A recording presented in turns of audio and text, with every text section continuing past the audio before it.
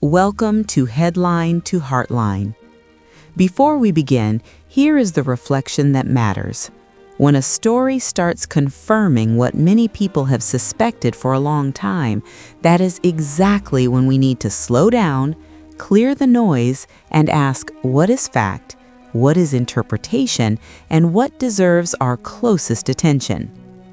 Today's headline is not just one cruel quote, it is a whole picture.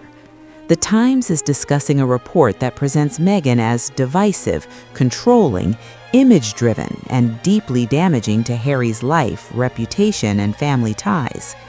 The most explosive line is that Queen Camilla allegedly told a friend Meghan had brainwashed Harry, but that is only the beginning. According to this report, Meghan is not being portrayed as misunderstood or unfairly attacked. She is being portrayed as someone who pushed Harry further away from his family, turned serious causes into image management, overshadowed Invictus with celebrity-style optics, and stayed focused on publicity even while their money, influence, and credibility were under pressure. The article goes even further. It suggests that public sympathy is wearing thin, commercial results have disappointed, and even their attempts to appear compassionate can backfire and look staged.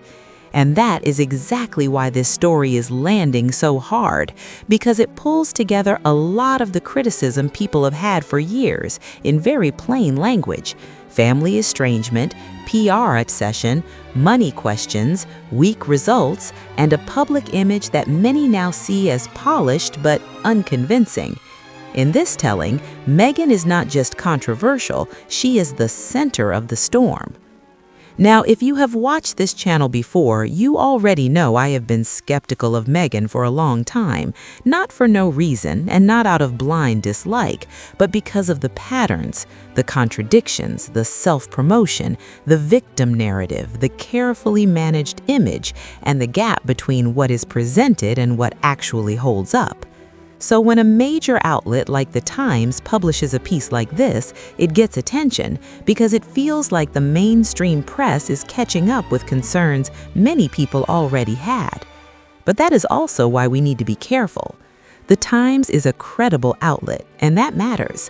When a paper with that kind of weight gives space to a story like this, people listen. International media listen too.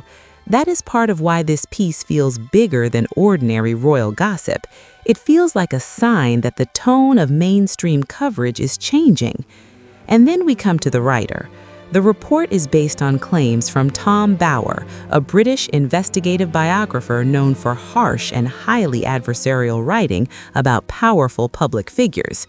He is established, experienced, and influential, but he is also very forceful, very sharp, and sometimes very loud in the way he writes.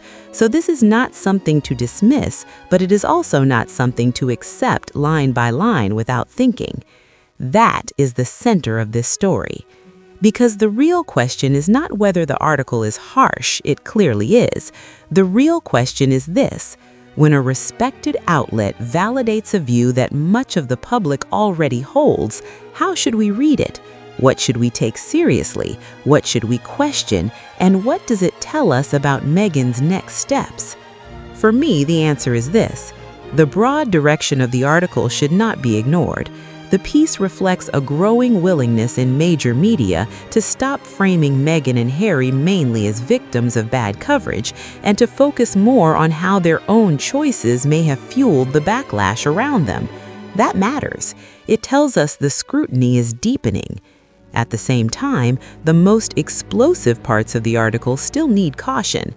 The alleged private remarks, the personal motives, the psychological judgments, and the behind-the-scenes reconstructions are not the same as hard public fact. Those are the parts that make headlines, but they are also the parts viewers should filter most carefully. So the takeaway is not to believe everything automatically, and it is not to dismiss everything automatically either. Filter what you believe and what you do not. Keep your standards high.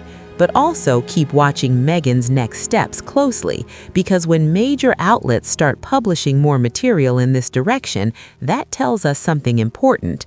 Maybe not that every claim is proven, but that the evidence, the criticism, and the skepticism are becoming harder for the mainstream press to ignore. And that brings us back to the reflection we started with. When a story is loud, our job is not to be louder. Our job is to be clearer. A strong outlet can validate a public feeling, but even then, we still have to separate fact from narrative. Still, we should not look away just because the journalist is louder than we like. Sometimes the tone is sharp, but the shift in coverage is the real story. If you found this breakdown helpful, please like the video and subscribe to the channel. It really helps support this space and keeps these conversations going. And that is the heartline behind the headline.